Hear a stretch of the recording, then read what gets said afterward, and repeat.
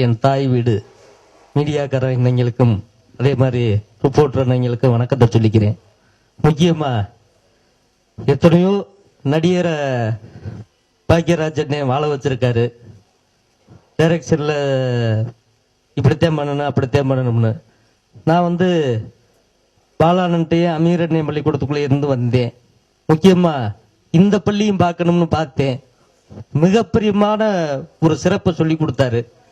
ஏன்னா உண்மையிலே நம்ம சோழன் சொல்லணும்னா ஒரு டைரக்டர் மைண்ட் மாதிரியே இல்லை. சாதாரண பழனியில நெய்க்காரப்பட்டியில ஒரு கிராமத்துல வளர்ற குழந்தை மாதிரி அவ்வளவு ஒரு ஓவியமா அசால்ட்டா உட்கார்ந்துருப்பாரு, அசால்ட்டா பேசுவாரு, எல்லாமே இது பண்ணுவாரு. முக்கியமா சொல்லணும்னா இதுல எனக்கு முன்னேனுங்கிற ஒரு கேரக்டர் வச்சு ஒரு பிரம்மாண்டமா வச்சாரு. இதுல கூட ஒரு பெரிய காமெடியே இருந்துச்சு. அதுல அந்த காமெடி சீன்ல கூட பெரிய பெரிய சண்டைனா நடந்துச்சு. அதை நான் இப்ப சொல்லல, அப்புறமா சொல்றேன். ஏன்னா அவரு அண்ணனை தேடி வர, ஏமா குஜராத்தி ஒரு அரை மணி நேரம் வெயிட்டிங் சார்ஜ்ல இருக்க மாட்டியா, அவர் வந்துட்டு நான் கூட்டு போறேன் அப்படின்னு. உடனே அந்த குஜராத் வெயிட்டிங்னா என்னால முடியாது, முன்ன உடனே கூட்டு போனோம்னு. அவர் பாலத்துக்கு கீழே போயிருப்பாரு, அது இருட்டா இருக்கும், நீ ஒரு லைட் எடுத்துக்கிட்டு வா, 2 பேரும் போவோம். கடைசியில லைட் பிடிக்க வச்சுட்டாரு அப்படின்னு உள்ள காமெடி ஒரு பிரமாண்டமான ஒரு காட்சி. இந்த படம் பெரிய வெற்றி விட உங்க கையில தான் இருக்கு. நீங்க பார்த்து எழுதுனா இந்த படம் பெரிய வெற்றி. இதை எல்லாத்துக்கிட்டையும் கேட்டுக்கிறேன். முக்கியமா சொல்லணும்னா கேமராமேன் சார் ஒரு பிரமாண்டமான ஓவியமானவர். அவரும் அங்கங்க நம்ம அண்ணன் பாக்கியராஜனை சொல்லி இதை இப்படி பண்ணணும் அப்படி செய்யணும் அப்படின்னு சொல்லும் போது எதுவுமே முகச்சோடு கொஞ்சம் கோவப்பட மாட்டாரா, அவ்வளவு ஒரு ஓவியமா பண்ணாரு. அதே மாதிரி கீரோனி சந்தியாக்காவையும் நான் சொல்லிக்கிறேன். இவங்களும் நல்லா நடிச்சாங்க, அவ்வளவு ஒரு பிரமாண்டம். அதே மாதிரி இந்த படத்துல ஒர்க் பண்ண பாபி மாஸ்டரையும் நான் சொல்லிக்கிறேன். முக்கியமா எனக்கு டான்ஸே மூவ்மெண்டே வராது. இந்த கால் ஒடிஞ்சதோட தான் நான் அந்த இதுக்குள்ள ஒரு கேரக்டர் பண்ணேன். அதோட என்னை ஆடவும் வச்சாரு. அவருக்கு நன்றியை சொல்லிக்கிறேன். எல்லாத்துக்கும் வணக்கம், நன்றி, வணக்கம். என்னோட first movie Parijatham, Bhagyaraj sir, Saranya Bhagyaraj அவரோட டாக்டருக்கு செஞ்ச ஃபர்ஸ்ட் மூவி அது. அதே மாதிரி இந்த படத்தில் எனக்கு பெருமையாக இருக்கிற விஷயம் சாந்தனு பாக்கியராஜ்க்கு அவர் டைரக்ட் பண்ணுற ஃபர்ஸ்ட் மூவிக்கு நான் மியூசிக் பண்ணுறேன்றது. ஸோ என்னோட ஃபர்ஸ்ட் மூவி என்னோட அந்த உன்னை கண்ணினி சாங் எப்படி வெளியே தெரிய வந்ததோ அந்த மாதிரி நானும் பாக்கியராஜ் சார் ஒர்க் பண்ணும்போது எங்களுக்கு டக்குன்னு ஒரு சாங் ஒன்று அமையும். ஸோ அப்படி அமைஞ்ச அந்த ஒரு சாங் தான் பூவே பூவே சாங். ஸோ ரொம்ப கம்ஃபர்டபுள் அவரோட ஒர்க் பண்ணுறதுக்கு. அது நான் ஆக்சுவலாக ரொம்ப கொடுத்து வச்சிருக்கணும். ஏன்னா நான் என்ன கேட்டாலும் உடனே அதுக்கு உடனே ஹில் டேக் எஃபர்ட்ஸ். நான் யுவன் சார் அந்த பாட்டு பாடினா நல்லாயிருக்கும் அப்படின்னு சொல்லி கேட்டோடனே உடனே அவர் யுவன் சார் கிட்ட பேசி சாந்தனு பாக்கியராஜ் நானும் போய் பேசி அவர்கிட்ட கேட்டு, அவர் யாருக்குமே பாடினதில்லை Yuvan sir. So first time எங்களுக்கு பாடியிருக்காரு. ஸோ இதெல்லாம் பாக்கியராஜ் சார் ஒருத்தரனால தான் முடியும். ஸோ அந்த மாதிரி நிறைய விஷயம் இந்த படத்தில் ராஜா சார் அவரோட கேமரா ஒர்க், இந்த பாட்டு எல்லாமே ரொம்ப his done his justice. And Shanthanu அவரோட acting and the heroine Ganja Karuppu sir எல்லாமே இட்ஸ் ரியலி கண்டிப்பாக பாக்கியராஜ் சாரோட ஸ்க்ரீன் பிளே எல்லாமே இட் ஆல் கோயின்சைட்ஸ் அண்ட் ரொம்ப நல்லா வந்திருக்கு. அண்ட் எனக்கும் முத்துக்குமார் சாருக்கும் ஒரு விஷயம், உன்னை கண்ணில் எப்படி அந்த லிரிக்ஸ் அமைஞ்சு அந்த ஒரு பாட்டு ஒன்று நல்லா வந்ததோ, இந்த பாட்டு பூவை பூவையும் அதே மாதிரி அமைஞ்சிருக்கு. ஸோ ரொம்ப தேங்க்ஸ் சார், ரொம்ப பெருமையாக இருக்காது. So I hope this movie comes out well. Thank you. எல்லாருக்கும் வணக்கம். இன்னைக்கு நான் வியாபாரத்திலிருந்து நல்ல பேர் எடுத்திருக்கேன்னா அதுக்கு பாக்கியராஜ் சார் தான் காரணம். ஏன்னா கன்னி பருவத்தில் இல்லை என்ன ஒரு ரொம்ப ஒழுக்கமான மனிதனாக காமிச்சிட்டார் ராமருக்கு மேலே. அதனால் பெண்கள் எல்லாம் என்ன ரொம்ப ஒழுக்கமாக நினச்சிட்டு இருக்கிறாங்க. அது மாதிரி நானும் நடந்துட்டு இருக்கேன்னு வைங்க. அதுக்கப்புறம் அந்த நாட்கள் அதை விட ரொம்ப, அதாவது இது 22 கேரட்னா அது 24 கேரட்டு. சொட்டு நீளம் மாதிரி ஃபுல் வெயிட், 2 கேரட்டுமே ஃபுல் வெயிட்டாக காமிச்சிட்டாரு. அதனால் எனக்கு நான் பிஸ்னஸ் ஆரம்பிக்கும் போது மாம்பழத்துலேருந்து ஒரு மாமி ஃபோன் பண்ணாங்க.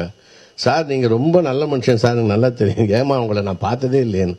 அந்தே நாட்டில் பாருங்க, அதை பார்க்கும்போது எனக்கு இந்த முத்துராமன் நிஜலூர் ஆலயத்தில் வந்த மாதிரி இருக்குது.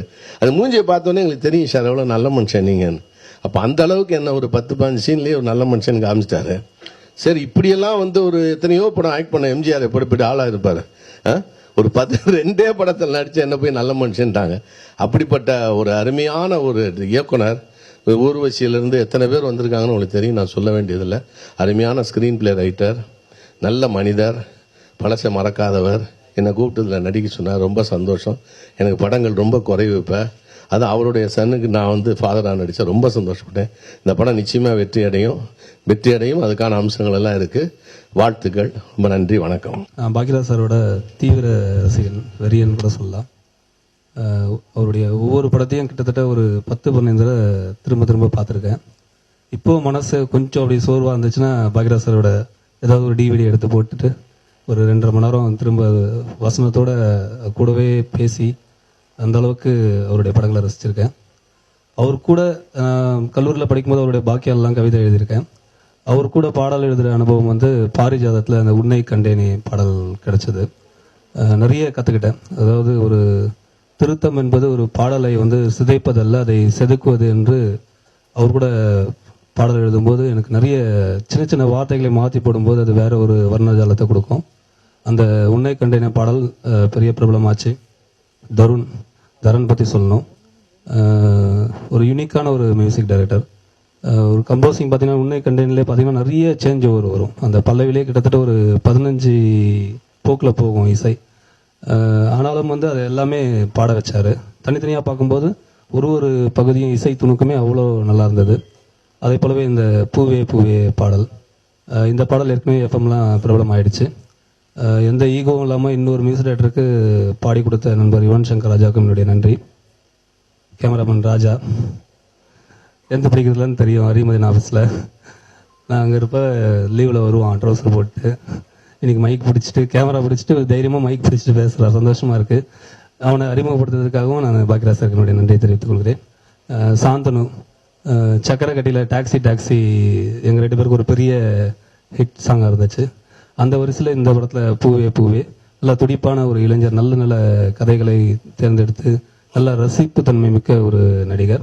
அவருக்கு என்னுடைய வாழ்த்துக்கள். இந்த படமும் பாடல்களும் வெற்றியடைய என்னுடைய வாழ்த்துக்கள். நன்றி. மரியாதைக்குரிய பத்திரிகையாளர் நண்பர்களுக்கும் மற்றும் எல்லா டிவி நண்பர்களுக்கும் மற்றும் இங்கே நிறைய என்னுடைய வேல் விசேஷ நண்பர்கள் நிறைய பேர் வந்திருக்காங்க. அவங்க எல்லாத்துக்குமே சித்து +2 எல்லா கலைஞர்கள் எங்களுடைய குழுவின் சார்பாகவும் அப்புறம் மோசர் பேர் நிறுவனத்தின் சார்பாகவும் தனஞ்சயன் அவர்கள் சார்பாகவும் என்னுடைய பணிவான வணக்கத்தை முதல்ல தெரிவிச்சுக்கிறேன். நல்லா பேசுகிறத விட நல்லா செயல்படுறது தான் சிறப்பானது அப்படின்னு சொல்லுவாங்க. ஸோ ஒரு படத்துக்கு ஒரு தடவை தான் வந்து இது வச்சு பேசணும், ப்ரெஸ் மீட்டு. இது தவிர்க்க முடியாமல் 2வது தடவையும் மறுபடியும் ப்ரெஸ் மீட்டு வந்து வச்சு பேச வேண்டிய ஒரு சூழ்நிலை வந்திருக்கு. இந்த 2 நாளைக்கு முன்னால் முந்தானேத்தோ என்னுடைய அசிஸ்டண்ட் பேசிட்டு இருக்கும்போது விஜய் டிவியில் வந்த ஒரு நிகழ்ச்சியை பற்றி ரொம்ப சிரிச்சுக்கிட்டு என்ஜாய் பண்ணி சொல்லிட்டு இருந்தாப்புல. என்னென்னா தீபாவளி அன்னைக்கு ஏதோ நம்ம சினிமாவை சேர்ந்தவங்க 2 குரூப்பு அவங்க வந்து ஒரு பட்டிமன்றம் மாதிரி ஒன்று நடத்தியிருக்காங்க. என்னென்னா அதிர்ஷ்டம் அதான் நேரம் அப்படிங்கிறது அது முக்கியமா இல்லை உழைப்பு முக்கியமா அப்படிங்கிறத பற்றி ஒரு பட்டிமன்றமாக நடந்திருக்கு. அதில் 2 பக்கமுமே சினிமா குரூப்பை சேர்ந்தவங்க தான். ஒரு சில பேர் வந்து நேரம் ரொம்ப முக்கியம் அப்படின்னு சொல்லிட்டு பேசியிருக்காங்க. இல்லை உழைப்பு தான் ரொம்ப முக்கியம் அப்படின்னு சொல்லிட்டு ஒரு சில பேர் பேசியிருக்காங்க.